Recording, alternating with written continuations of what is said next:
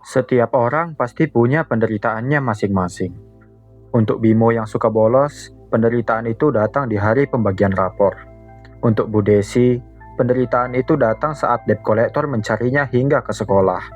Sedangkan untukku yang tak punya masalah dengan ekonomi dan akademis, penderitaan itu datang saat ada tugas yang harus dikerjakan berkelompok. Aku benci bekerja, dan aku benci berkelompok.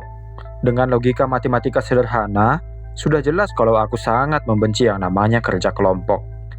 Saat guru memerintahkan kami membuat kelompok masing-masing, aku hanya bisa menunduk menatap ukiran panda yang dibuat entah siapa di permukaan meja penuh coretan. Kita belum dapat kelompok ya? Kelompok sama Bimo ya? Aku hanya mengangguk dan menggeser kursiku ke arah Bimo. Apa yang menungguku di sana adalah wajah-wajah tidak antusias yang hanya menantikan bel pulang sekolah. Tampaknya, kali ini pun aku harus mengerjakan tugas kelompok sendirian. Aku suka Bu Desi, tapi Bu Hana yang jadi penggantinya sejak Bu Desi dipecat akibat dikejar debt collector adalah tipe guru yang paling kubenci.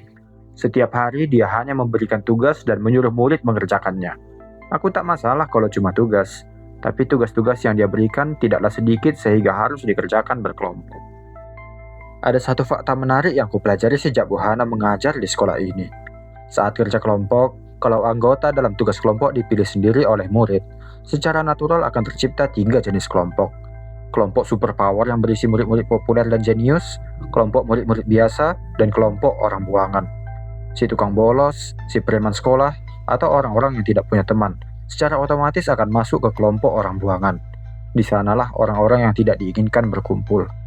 Orang-orang seperti Bimo, dan juga orang-orang sepertiku. Saat pulang ke rumah, hidungku langsung mengendus aroma ikan goreng bercampur dengan disinfektan yang biasa Mama gunakan untuk mengepel lantai. Berhati-hati dengan lantai yang basah, aku berjalan jinjit dan langsung menghempaskan tubuh di sofa. Rasanya beban yang berat itu berkurang meski hanya sesaat. Kubiarkan pikiranku melayang meninggalkan tugas-tugas yang harus kukerjakan menuju dunia fantasi bersih unicorn dan hujan coklat. Meski sudah terlalu tua untuk itu, aku masih suka membayangkan dunia fantasi di atas awan.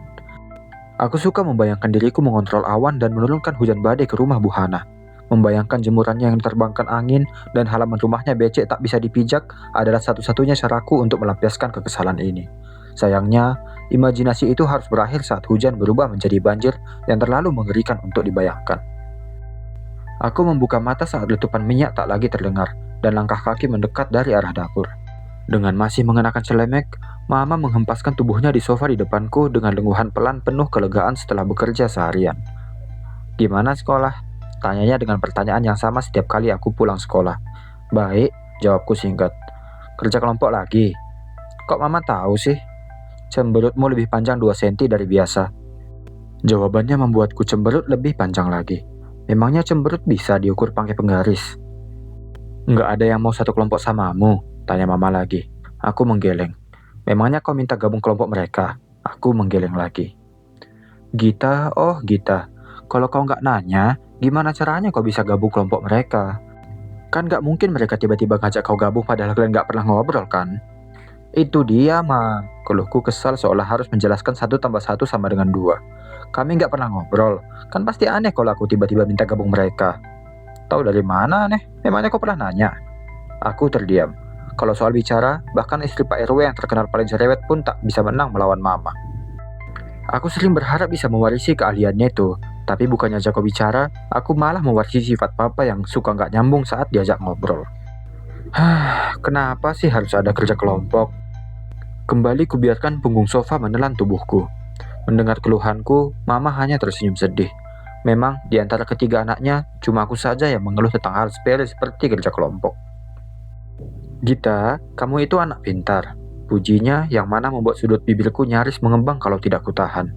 "Kau nggak main TikTok, nggak buang-buang THR buat game gacha, nggak suka makan Indomie pakai nasi, tapi kau itu masih anak-anak. Jangan sok ngira kau lebih baik dari orang lain." Kalimat yang awalnya pujian berubah menjadi tamparan.